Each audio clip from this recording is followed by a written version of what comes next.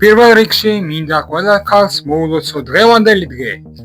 გაზაფხულის ეს დღესასწაული ყოველთვის სითბოსთან, ყვავილებთან და იმ განსაკუთრებულ ყურადღებასთან ასოცირდება, რომელსაც თქვენ იმსახურებთ. ბედნიერებას, აღიარებას და სიმშვიდეს გისურვებთ. თუმცა სანამ ამ ლამაზ აიგულებს სახში მიიტანთ, მოდით ერთი წამით დავფიქრდეთ, რატომ გახდა მაინც და მაინც 8 მარტი სიმბოლო? რატო ვზეიმობთ მას ასეთი მონდომები?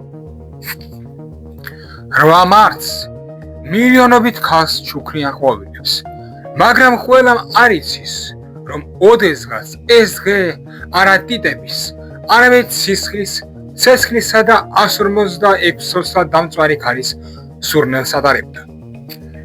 ნიუ-იორკი 1917 წლის მარტი. სამკერვალო ფაბრიკაში 600 ქალი მთელი დღის განმავლობაში ცვლილების გარეშე მუშაობს. ყველაზე უმცროსი 14 წლისაა.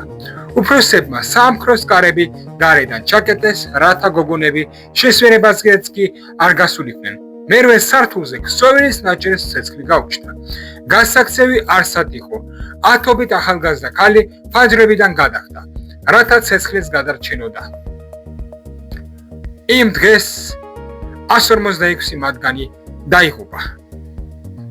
ფლობელები გაასამართლეს. 146 ბრალდებაში გაამართლეს. უფრო მეტიც, დაზვერვამ მათ $600,000 გადაუხადრა. მათ სიკვდილით იხეირეს, მაგრამ ამ ხანძარმა ყველაფერი შეცვალა.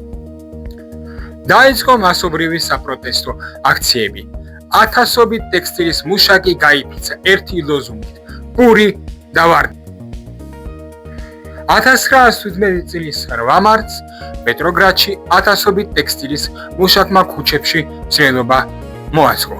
რამდენიმე დღეში მათმა გაფიცვამ მეფე ჩამოაგდო და სამუდამოდ დააკავშირა ეს თარიღი ქალების ერთიანობის ძალა. დღეს აჯანყების ეს მძინვარე თარიღი შერბილდა და დღესასწაულად გადაიქცა. მილიონობით ქალი სიხარულით იღებს თაიგულებს. აჩუქეთ დღეს ყვავილები ქალებს, მაგრამ გახსოვდეთ, ყოველი ყვავილის მიღმა დგას მამაცი ამბოხებული ქალების ისტორია, ვინც სიცოცხლე გაწირა ქალების დაფასებისთვის. გილოცავთ ქალთა დღეს.